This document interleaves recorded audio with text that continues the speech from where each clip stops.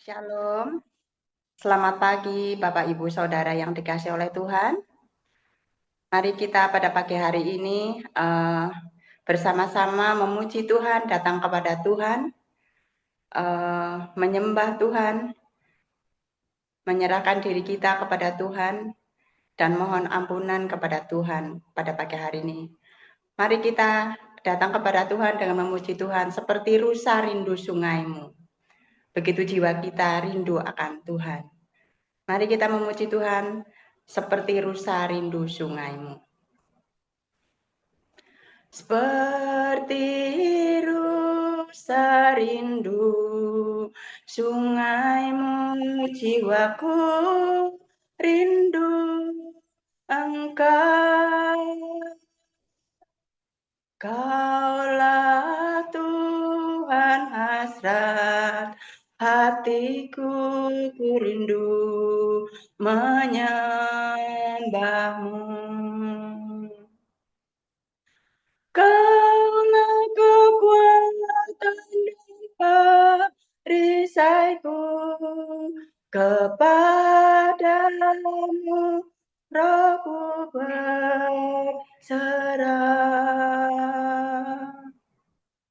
Kaulah Tuhan hasrat hatiku, ku rindu menyembahmu. Yesus, Yesus, Kau berarti bagiku. Yesus, Yesus, Kau segalanya bagiku. Seperti rusa rindu sungaimu, jiwaku rindu Engkau. Kaulah Tuhan hasrat hatiku, ku rindu menyembahmu. Kau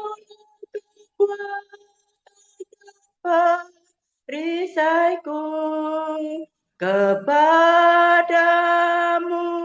rohku berserah. Kaulah Tuhan hasrat hatiku, ku rindu menyembahmu. Yesus, Yesus, Kau berarti bagiku. Yesus,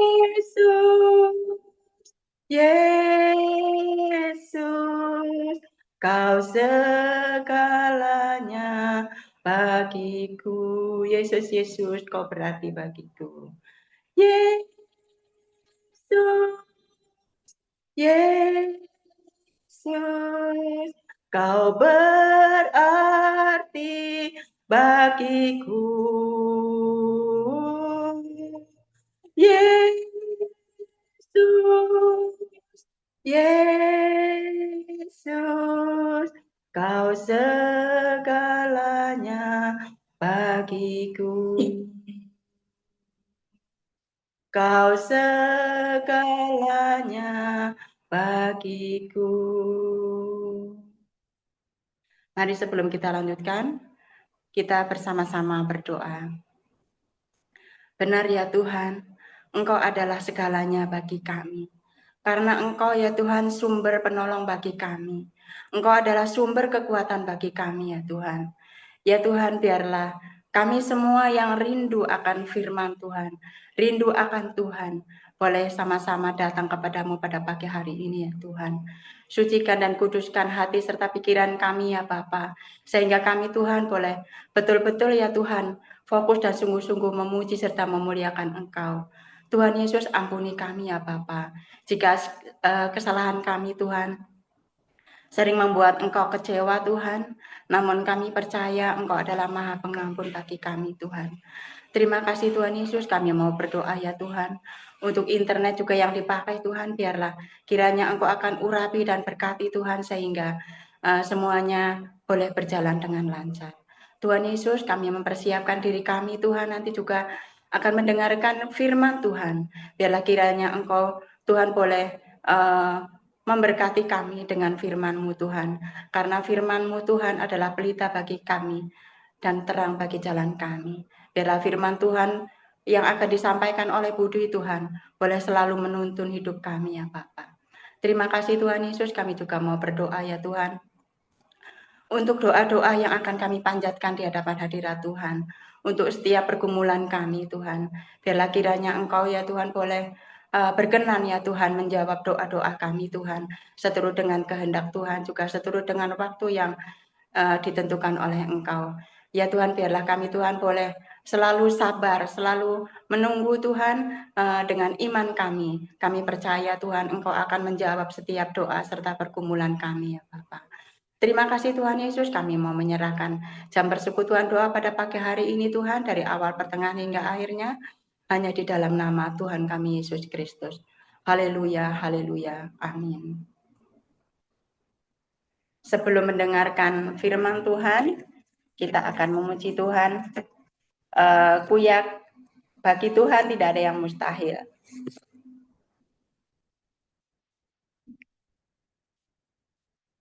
Karena sesungguhnya Tuhan selalu menjawab setiap doa-doa kita.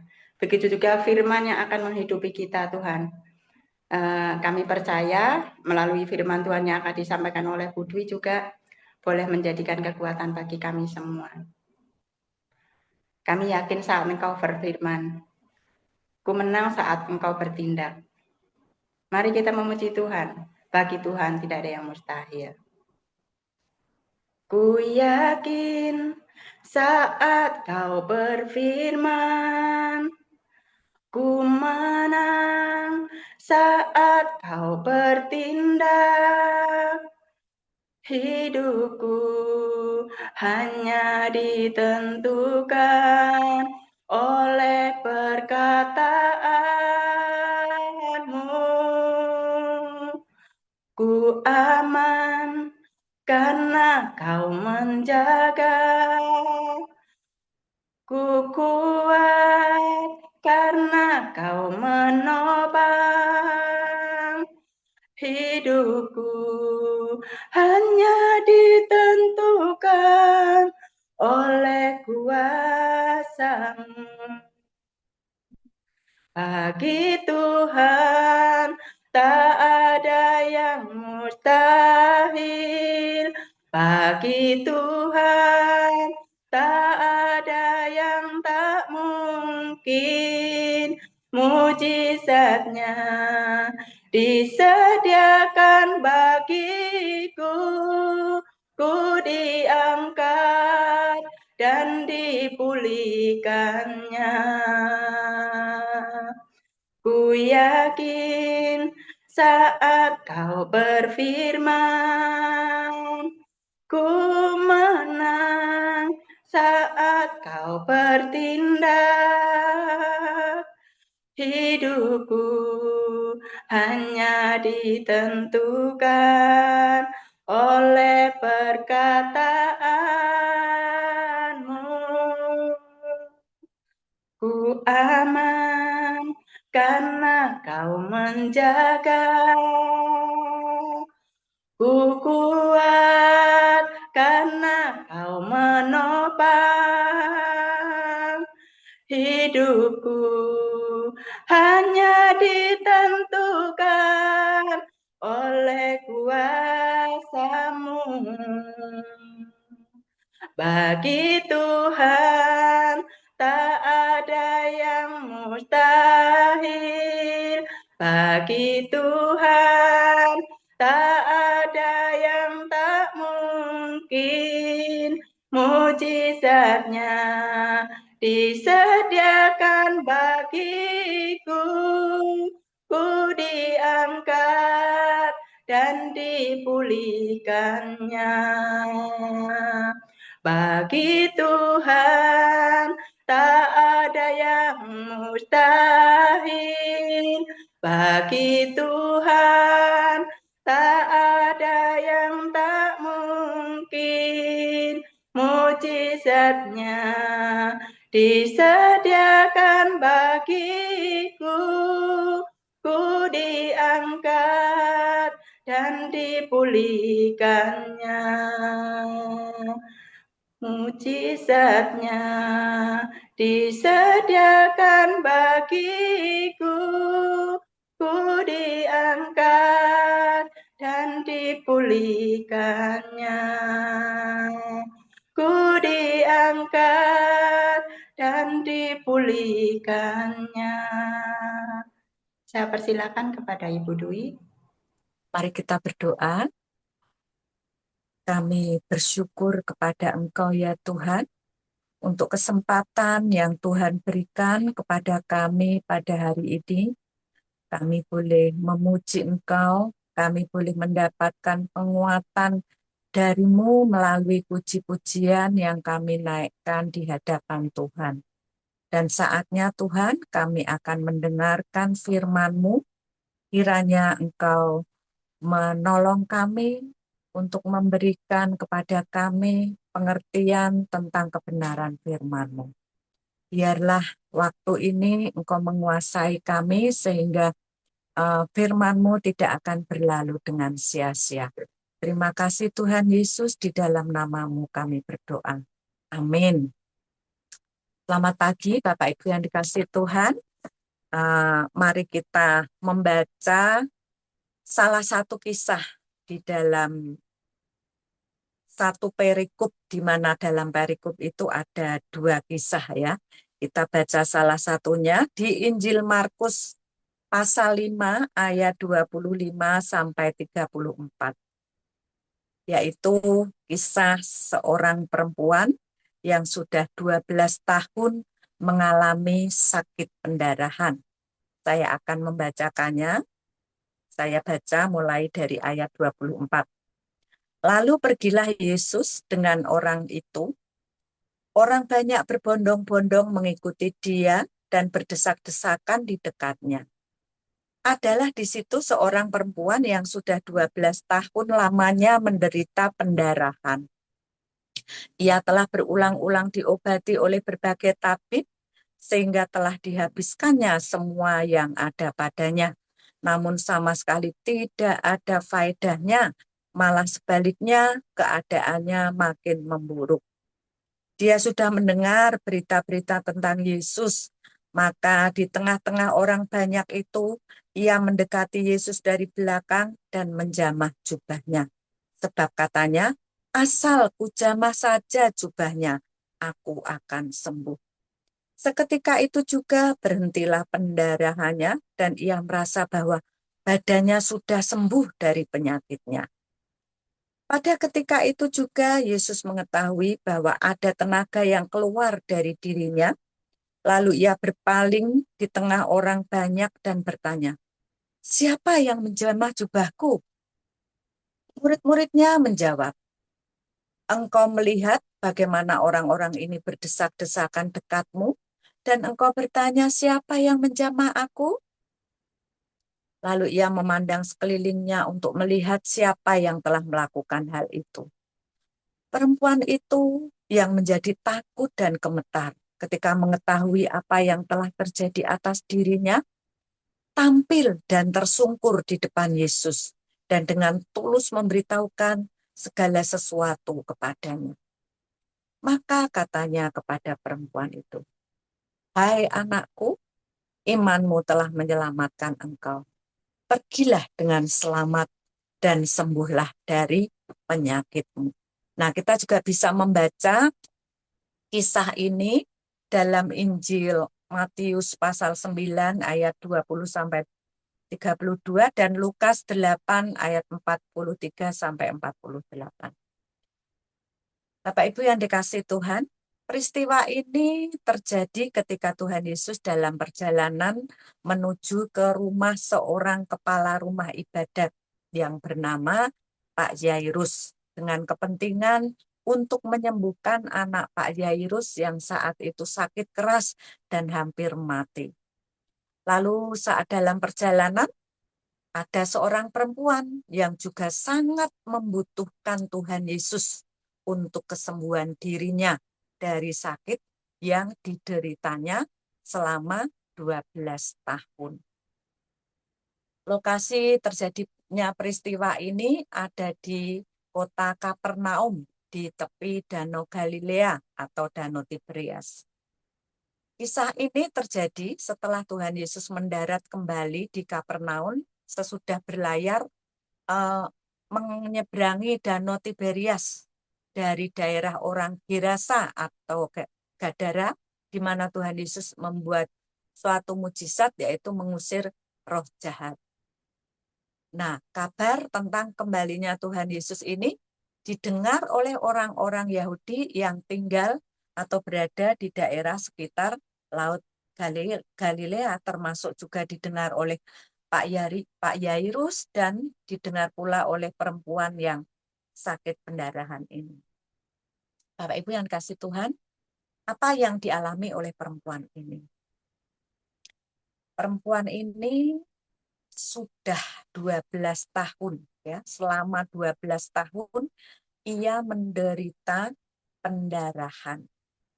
Di dalam bahasa Indonesia sehari-hari dituliskan 12 tahun sakit pendarahan yang berhubungan dengan haidnya, ya, berhubungan dengan datang bulannya. Kaum ibu atau kaum perempuan yang mengalami datang bulan pasti merasakan ya bagaimana kalau datang bulan pada hari-hari tertentu itu keluarnya banyak gitu, rasanya itu ya sakit. Nah, yang lucu hari ini tuh kok nggak sengaja Mbak Atik juga dapat, pun saya juga dapat gitu ya. Nah, itu tuh kalau kita lagi ngalami haid yang pas hari tertentu yang banyak sekali, kalau saya itu rasanya itu badannya ya lemes, ya kesemutan, geringgingan gitu ya. Lah ini 12 tahun kayak apa rasanya gitu ya. Dan dituliskan juga tidak dapat disembuhkan oleh siapapun. Nah, dalam waktu 12 tahun penderitaannya itu kira-kira apa saja ya Bapak Ibu. Penderitaan fisik itu sudah pasti. Sakit pada tubuhnya. Secara medis kalau kekurangan darah itu dan banyak darah yang keluar, tentu tubuhnya akan menjadi lemah. Di pasal 5 ayat 26 dalam Markus ini dituliskan keadaannya semakin memburuk. Kesehatannya kian hari kian menurun. Hari berganti hari kondisinya semakin memburuk. Di dalam bahasa Indonesia sehari-hari dituliskan malahan penyakitnya terus bertambah parah. Tetapi permasalahan yang dihadapi oleh perempuan ini bukan hanya sekedar gangguan fisik yang semakin hari semakin menurun, tetapi juga penderitaan secara ekonomi. Dan itu sudah pasti sudah sangat jelas. Ya. Dalam upayanya untuk mendapatkan kesembuhan, apa yang ada padanya dipergunakan untuk berobat. Mendatangi dokter-dokter, tabib-tabib, dan mungkin juga ada pengobatan-pengobatan alternatif yang diupayakan. Dituliskan di dalam ayat 26, ia telah berulang-ulang diobati oleh berbagai tabib, sehingga telah dihabiskannya semua yang ada padanya. Dalam Alkitab Bahasa Indonesia sehari-hari dituliskan, semua kekayaannya sudah habis dipakai untuk membayar dokter-dokter. Secara ekonomi, perempuan ini dikatakan boleh sudah habis-habisan untuk berobat.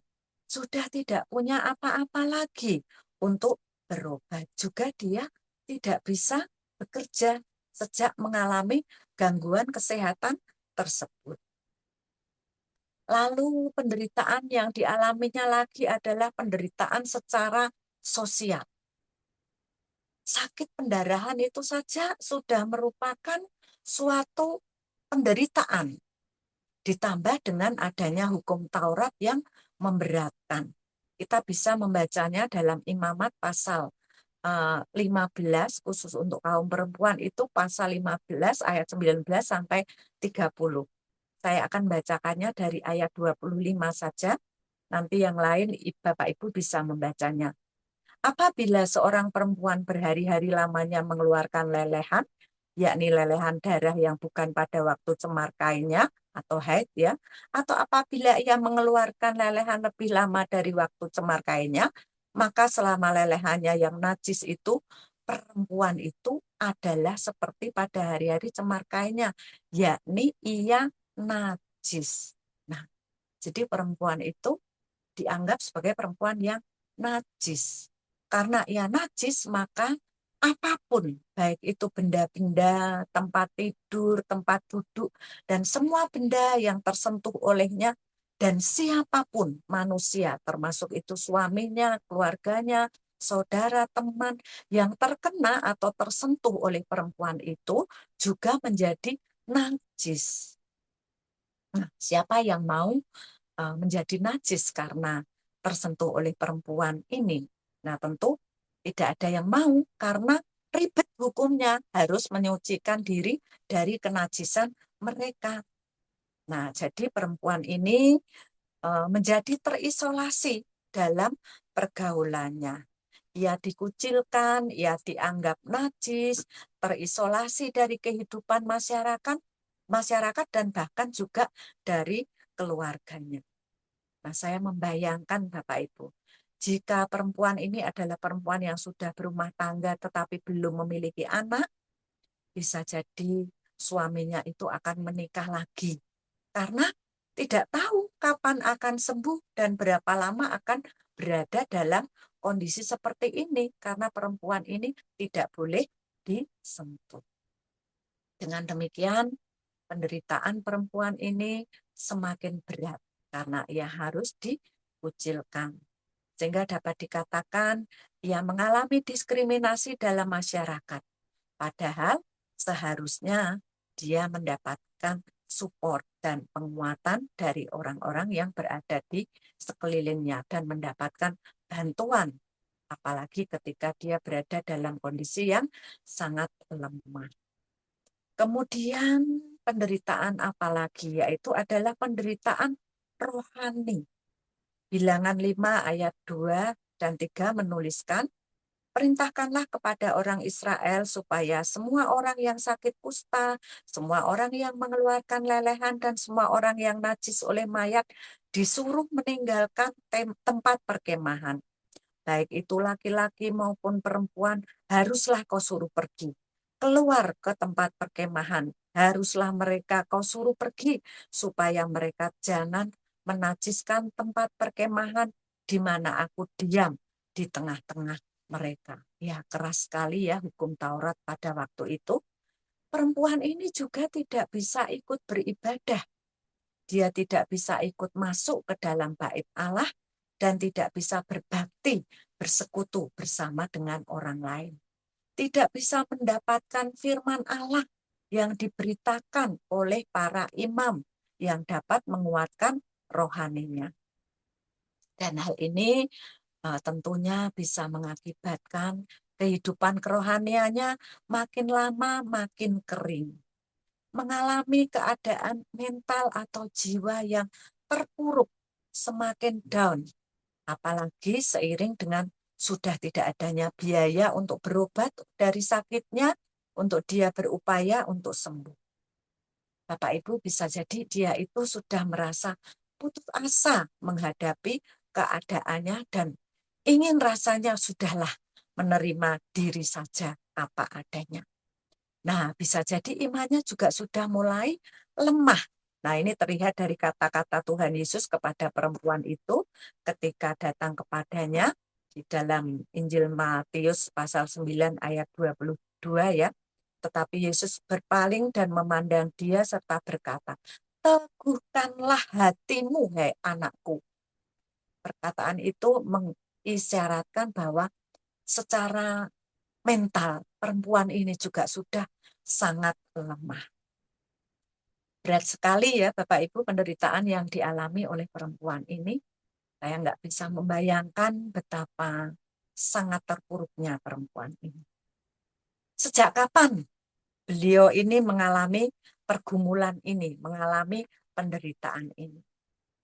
Alkitab tidak menyebutkan dengan jelas gangguan itu dimulainya sejak dia usia berapa.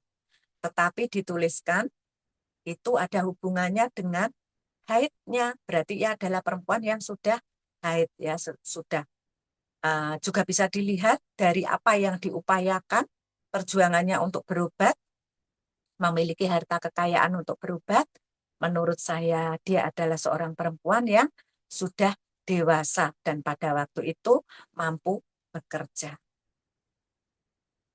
12 tahun sebelum peristiwa pertemuan perempuan ini dengan Tuhan Yesus. Saat perempuan itu baru mulai merasakan adanya gangguan kesehatan dan dia merasakan kegalauan yang begitu berat dalam kehidupannya, di satu wilayah yang sama ada pesta meriah, ya, kegembiraan yang luar biasa menyambut kelahiran seorang anak perempuan, buah hati dari kepala rumah ibadat, yaitu anak dari Pak Yairus. Alkitab menuliskan perempuan ini sakit pendarahan selama 12 tahun. Usia anak Pak Yairus yang hampir mati juga usianya adalah 12 tahun. Jadi pada saat yang sama, di satu sisi ada yang bergembira, bersukacita, berpesta dengan sangat meriah. Di satu sisi ada yang bergumul dan memikirkan apa yang harus dilakukan. Nah, begitulah situasi atau keadaan manusia. Dalam satu tempat yang sama, mungkin juga dalam satu keluarga juga ada ya. Ada yang bergembira ria, menyambut keberhasilan, kesuksesan, kebahagiaan. Tapi ada yang sedang terpuruk, sedang down, menerima keadaan dirinya. Ada yang sedang menangis dan menderita. Bapak Ibu yang dikasih Tuhan, Tuhan Yesus itu memulai pelayanannya pada usia 30 tahun, usia dewasa bagi orang Yahudi. Selama 3,5 tahun Tuhan Yesus melayani, mengajar tentang kerajaan Allah, mengusir roh-roh jahat, menyembuhkan orang sakit, membangkitkan orang mati, dan lain-lain. Jika perempuan ini mendengar berita tentang Yesus pada saat rentang waktu pelayanan Tuhan Yesus, yaitu di umur 30-33 tahun, berarti perempuan ini mulai sakit ketika Tuhan Yesus masih berusia sekitar rentang waktu 18 atau 21-an tahun. Nah, waktu itu Yesus masih belum dikenal dalam dunia pelayanan. Belum ada karya-karya besar yang dimunculkan oleh Tuhan Yesus. Nah, beliau dikatakan masih usia dewasa muda ya, 18 sampai 21 tahun itu di atasnya remaja atau muda gitu ya. Masih bersama dengan orang tuanya. Belum ada tanda-tanda bahwa kesembuhan itu akan datang dari Tuhan Yesus. Namun Bapak Ibu yang dikasih Tuhan, segala sesuatu memang ada waktunya dan segala sesuatu akan indah pada waktunya.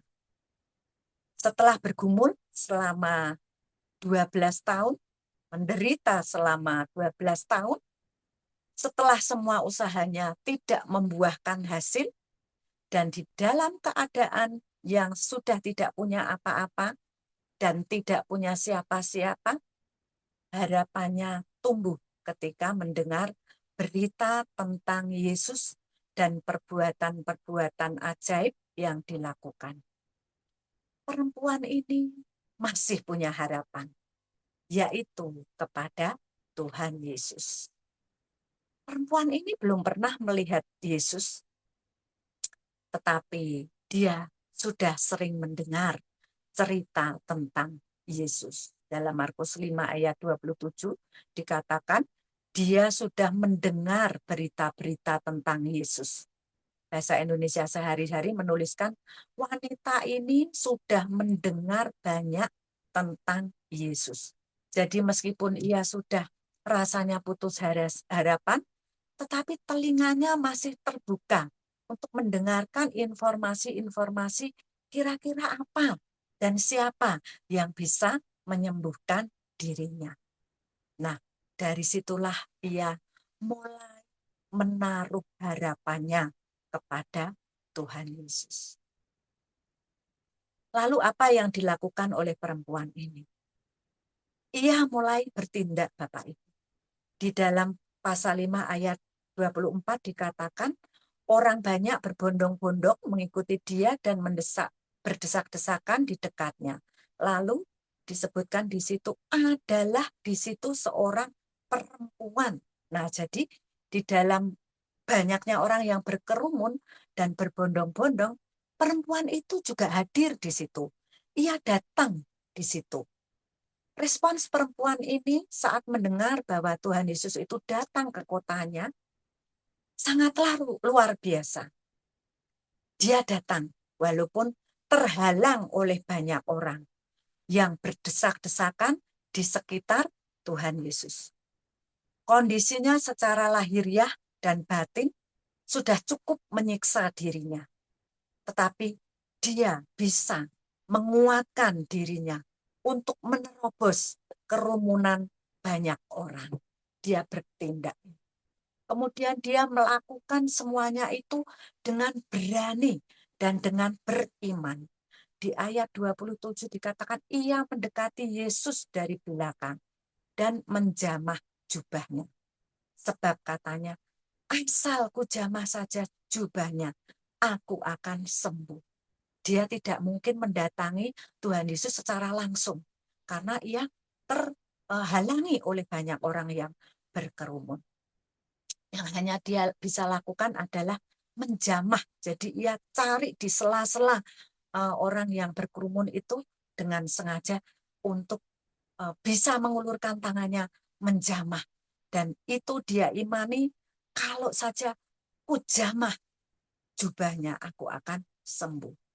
Bapak Ibu yang dikasih Tuhan, perbuatan ini bukan sesuatu yang sederhana. Tetapi ini perbuatan yang memiliki konsekuensi yang tinggi, resiko yang besar. Dia itu seorang perempuan yang sedang dalam kondisi najis. Ketika ia berada di tengah-tengah kerumunan orang yang mengerumuni Yesus, berarti dia akan ditabrak orang, atau dia pun menabrak orang, tersenggol orang, dan yang tersenggol olehnya akan menjadi najis, termasuk juga Tuhan Yesus yang akan disentuh olehnya, dia akan menjadi najis. Dan perempuan ini adalah seorang perempuan Yahudi. Zaman itu haram bagi seorang perempuan untuk menyentuh laki-laki. Nah, tetapi dia tidak mempedulikan resiko apa yang akan dia hadapi jika ia ketahuan. Yang dia tahu pasti adalah setelah 12 tahun menderita, dia sangat mengharapkan mujizat yang datang dari Tuhan Yesus. Nah, sehingga ia menguatkan hatinya, melangkah dengan iman dan berkata, asal ujamah saja jubahnya, aku akan sembuh. Kalau di dalam Injil Lukas dituliskan menjamah jumbai jubahnya, jadi ujung jubahnya. Ya. Nah, itu suatu iman yang luar biasa. Sebelum wanita ini tidak ada yang seorang perempuan pun yang berani menjamah jubah Tuhan Yesus. Perempuan ini mendapatkan apa yang dia perlukan. Di dalam ayat 29 dituliskan, seketika itu juga berhentilah pendarahannya dan dia merasa bahwa badannya sudah sembuh dari penyakitnya. Setelah sekian lama bergumul dan berjuang, dia telah menemukan apa yang dia perlukan. yaitu kesembuhan.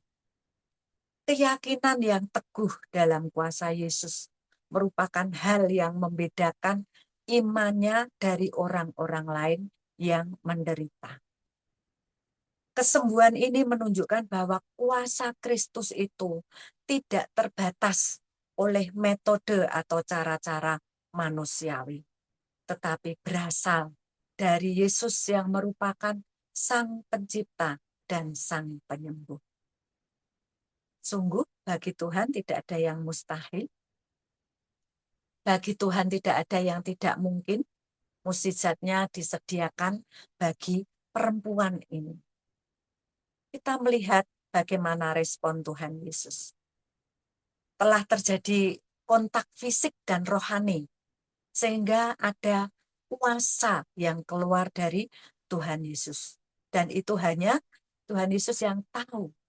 Dan Yesus bertanya, pada ketika itu juga Yesus mengetahui bahwa ada tenaga yang keluar dari dirinya.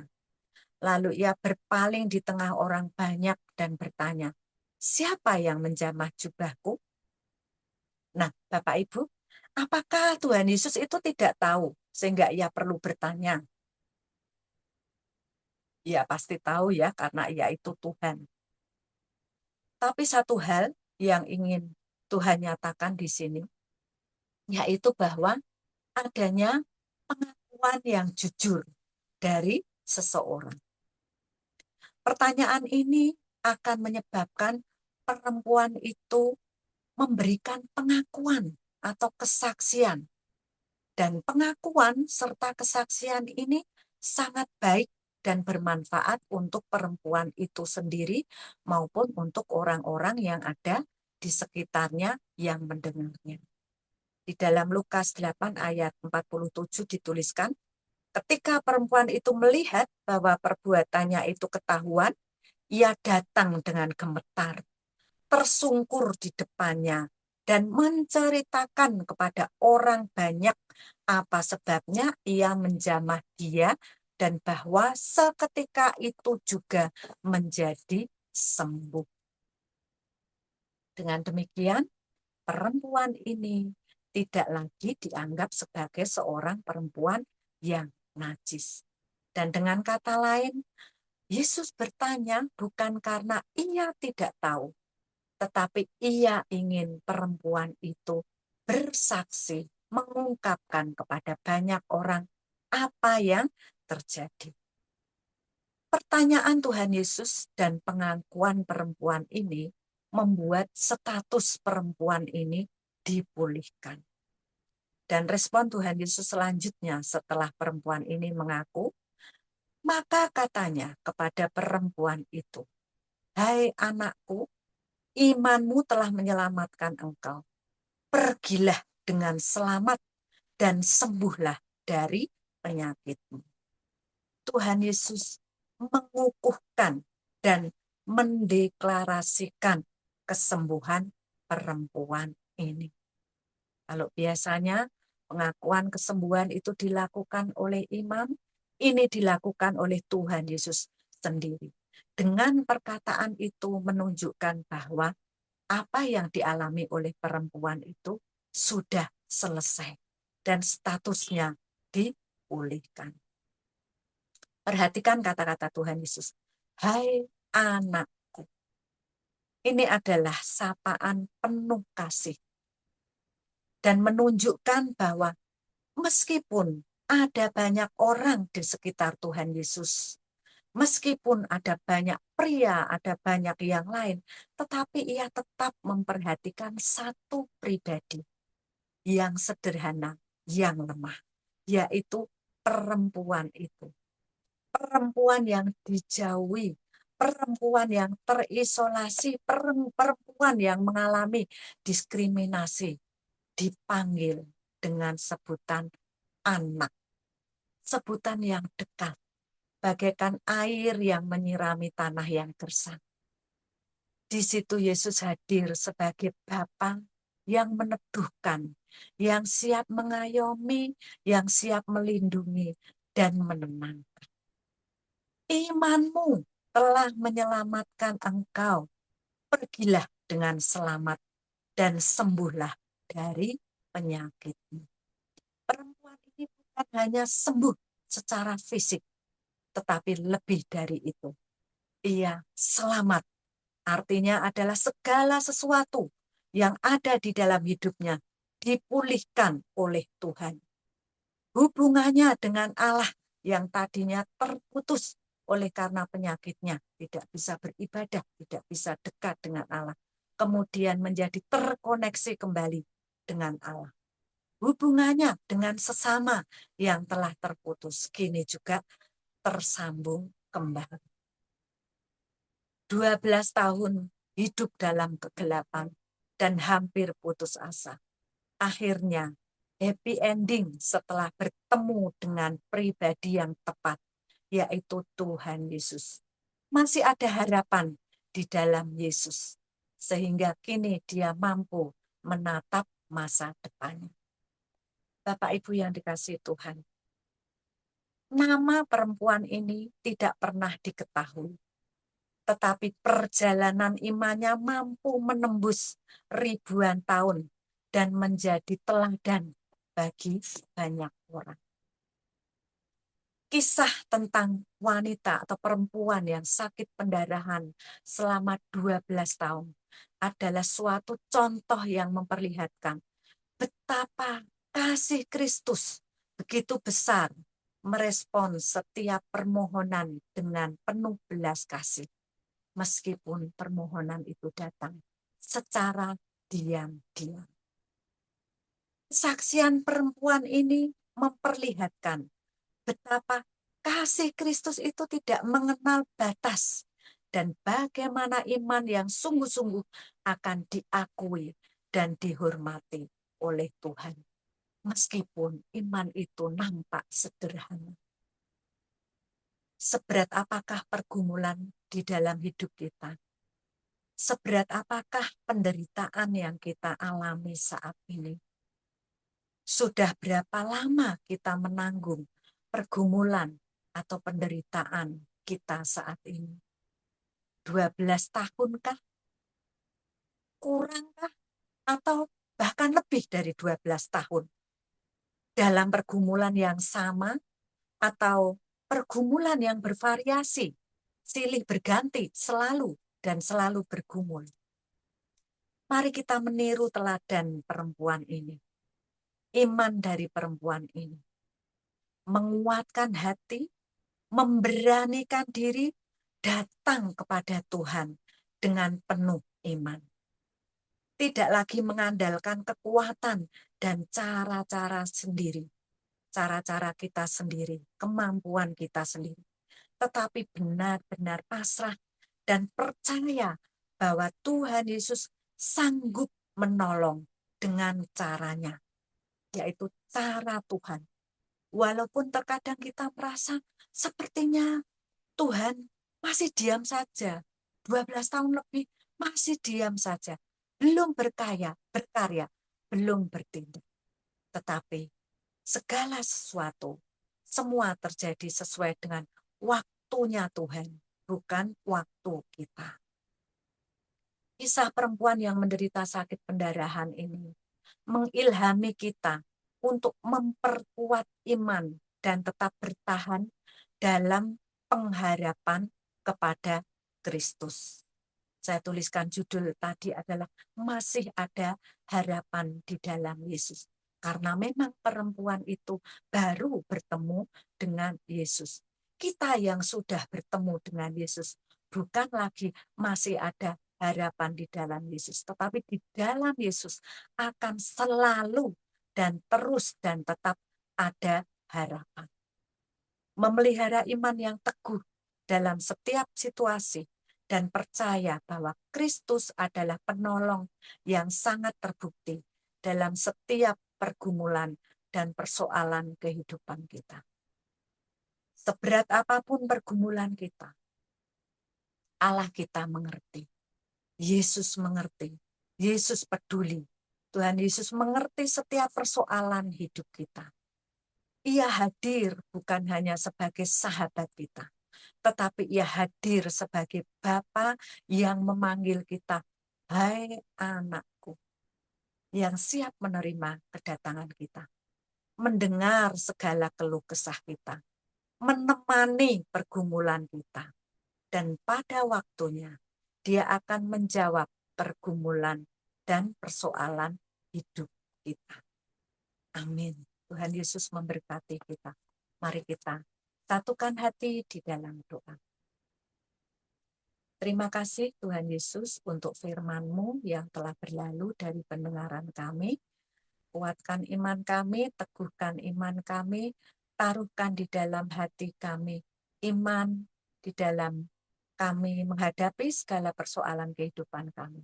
Kami percaya Engkau hadir dalam hidup kami sebagai sahabat sekaligus sebagai Bapa, di mana kami boleh datang kepada Engkau, menjamah Engkau, bahkan memeluk Engkau untuk mendapatkan penguatan di dalam kehidupan. Terima kasih Tuhan Yesus, kami menyerahkan doa kami ini, firman yang telah kami dengar ini, agar terus bekerja di dalam hati kami.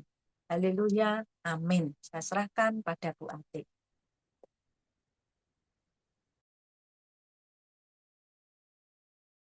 Sudah kita sama-sama nikmati pada pagi hari ini mengenai teladan iman perempuan yang sakit pendarahan.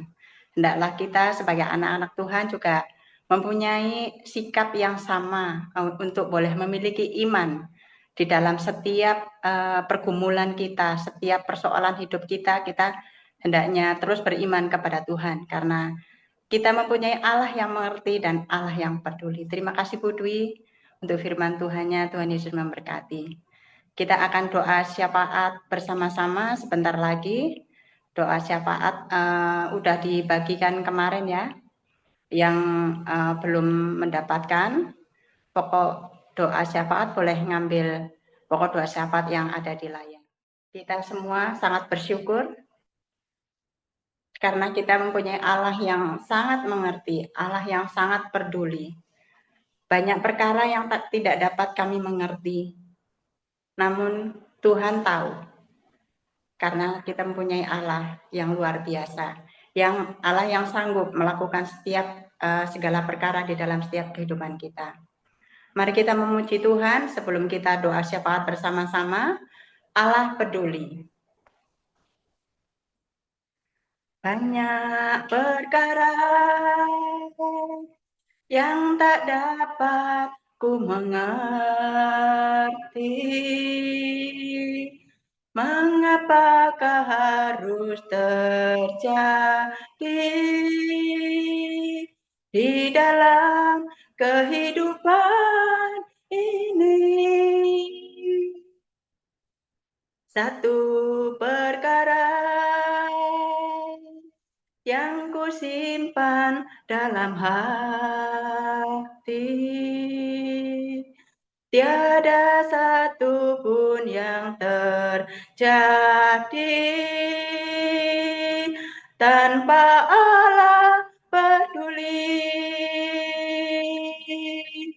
Allah mengerti, Allah peduli segala persoalan yang kita hadapi, tak akan pernah dibiarkannya ku bergumul sendiri, sebab Allah mengerti. Banyak perkara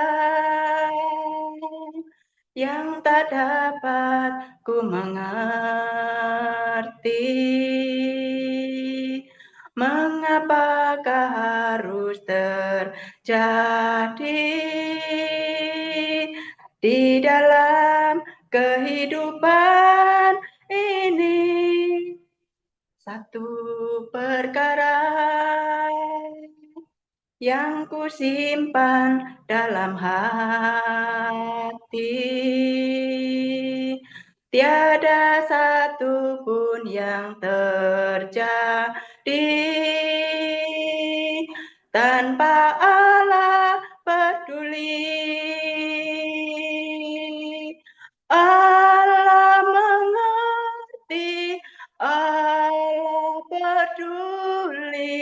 segala persoalan yang kita hadapi tak akan pernah dibiarkannya.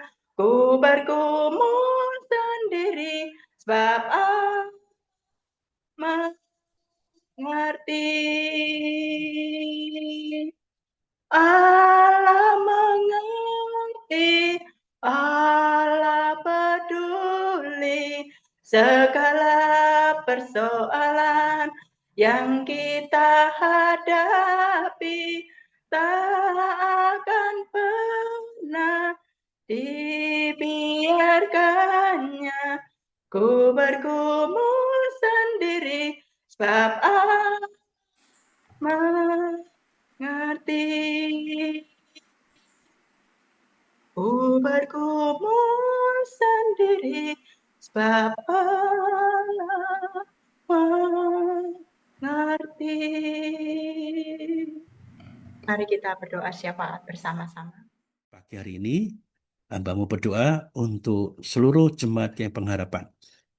Dimanapun kami berada, apapun yang kami pikirkan, katakan, dan lakukan, semuanya menyenangkan Tuhan.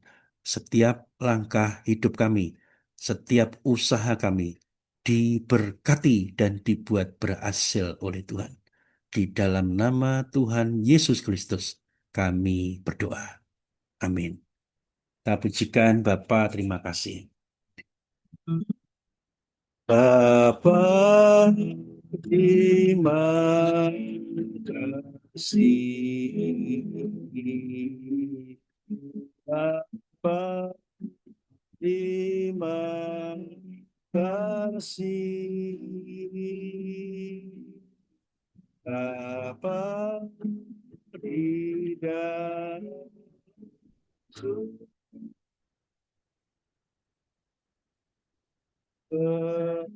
terima kasih.